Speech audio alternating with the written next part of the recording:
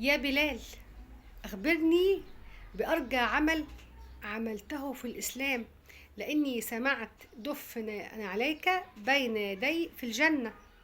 مين اللي قال كده؟ الرسول صلى الله عليه وسلم قال لسيدنا بلال رضي الله عنه وأرضاه، هو جميع الصحابة يا رب. قال له: سمعت دف عليك بين يدي في الجنة، ما أرجى عمل عملته في الإسلام يا بلال. سيدنا بلال تفتكروا قال له إيه؟ حاجة بسيطة جدا ممكن كلنا نعملها. قال له: يا رسول الله، لم أعمل شيء غير إني لم أتطهر طهور في ليل أو نهار إلا صليت به ما شاء الله لي أن أصلي. يتطهر في أي وقت، يصلي ركعتين، أربعة، ستة، زي ما ربنا سبحانه وتعالى يشاء لي.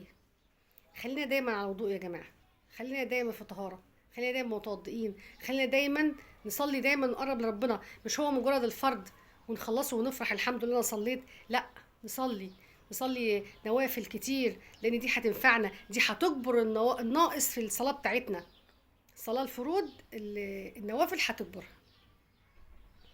وندور على اي باب نحاول ندخل منه الجنة.